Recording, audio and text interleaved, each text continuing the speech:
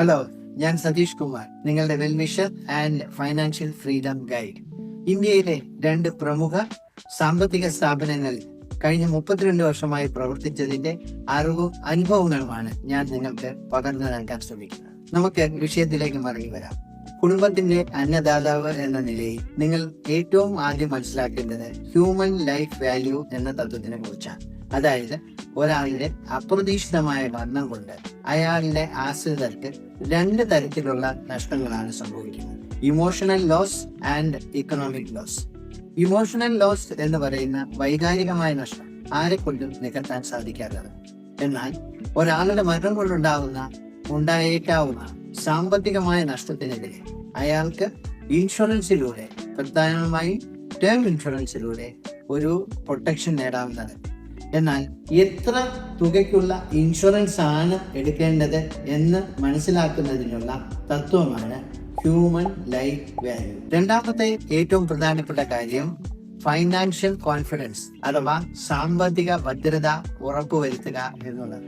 ഉദാഹരണത്തിന്, middle east പോലെയുള്ള സ്ഥലങ്ങളിൽ ജോലി ചെയ്യുന്ന NRIകൾക്ക് അവിചാരിതമായി യുദ്ധത്തിന്റെ കാരണത്താലോ അഥവാ സാമ്പത്തിക മാന്ദ്യത്തിന്റെ കാരണത്താലോ ജോലി നഷ്ടപ്പെടാൻ ഇടയായാൽ മുന്നോട്ടുള്ള ജീവിതത്തിലേക്ക് ഒരു സ്ഥിര വരുമാനത്തിന് വേണ്ടുന്ന ബാക്കപ്പ് പ്ലാൻ കയ്യിലുണ്ടോ എന്നുള്ളതാണ് പ്രധാനം. മറ്റു തരത്തിൽ ആലോചിക്കുകയാണെങ്കിൽ, എന്തെങ്കിലും അപകടം മൂലമോ റിട്ടയർമെന്റിന് ശേഷമോ നമ്മുടെ വരുമാനം നിരക്കാൻ ഇടയായാൽ തുടർന്നുള്ള ജീവിതത്തിന് ആരെയും ആശ്രയിക്കാതെ, ആരുടെ മുന്നിലും കൈനീട്ടാതെ സുസ്ഥിരമായ ഒരു വരുമാനം ഉണ്ടോ എന്നുള്ളതാണ്. ഇത് രണ്ടും നേടുന്നതിന് വേണ്ടുന്ന പദ്ധതികൾ നിലവിലുണ്ട്. എന്നാൽ നിർഭാഗ്യവശാൽ പല ആളുകൾക്കും ഇതിനെക്കുറിച്ച് വ്യക്തമായ ഒരു ധാരണയില്ല എന്നുള്ളതാണ് സത്യം. മൂന്നാമത്തെ ഏറ്റവും പ്രധാനപ്പെട്ട കാര്യം, നിങ്ങൾ എപ്പോഴെങ്കിലും നിങ്ങളുടെ ആസ്തി അഥവാ നെറ്റ് വർത്ത് കണക്കാക്കിയിട്ടുണ്ടോ എന്നുള്ളതാണ്. എന്ന് പറഞ്ഞാൽ, ഒരാളുടെ മൊത്തം അസറ്റും ലൈബിലിറ്റിയും തമ്മിലുള്ള വ്യത്യാസത്തിനെയാണ് അയാളുടെ നെറ്റ് വർത്ത് അഥവാ ആസ്തി എന്ന് പറയുന്നത്.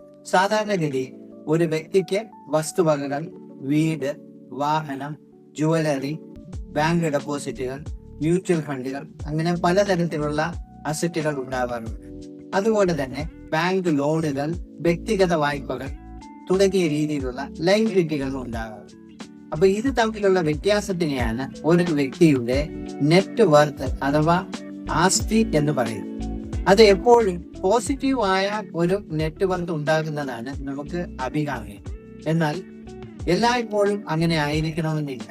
അതുകൊണ്ട് തന്നെ പോസിറ്റീവായ ഒരു നെറ്റ് വർത്ത് ക്രിയേറ്റ് ചെയ്യാൻ വേണ്ടുന്ന തരത്തിലുള്ള പദ്ധതികൾ ഇന്ന് നിലവിൽ ഉണ്ട്. ഉദാഹരണത്തിന്, personal accident schemes, health insurance schemes, അതുകൂടാതെ householders policy, fire policy തുടങ്ങിയ മാർഗങ്ങളിലൂടെ നമ്മൾക്ക് ഉണ്ടായേക്കാവുന്ന ലൈബിലിറ്റീസിനെ കുറയ്ക്കുന്നതിനുള്ള മാർഗങ്ങൾ ഇന്ന് മാർക്കറ്റിൽ ലഭ്യമാണ്. ഈ വീഡിയോ നിങ്ങൾക്ക് ഇഷ്ടമായെങ്കിൽ ലൈക്ക് ബട്ടൺ ക്ലിക്ക് ചെയ്യാൻ മറക്കരുത്. അതുപോലെ തന്നെ നിങ്ങളുടെ ഫ്രണ്ട്സിനും ഫാമിലിക്കും ഷെയർ ചെയ്യാനും മറക്കരുത്. ആദ്യമായാണ് എൻ്റെ ഈ ചാനൽ കാണുന്നതെങ്കിൽ സബ്സ്ക്രിപ്ഷൻ ബട്ടൺ പ്രസ് ചെയ്യാനും അതിൽ മുകളിൽ കാണുന്ന ബെൽ ബട്ടൺ അമർത്താനും മറക്കരുത്.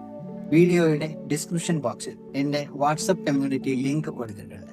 അതിൽ അംഗമാകണമെന്നും ഈ ഒരു മൂവ്മെന്റിന്റെ ഭാഗമാകണമെന്നും അഭ്യർത്ഥിക്കുന്നു.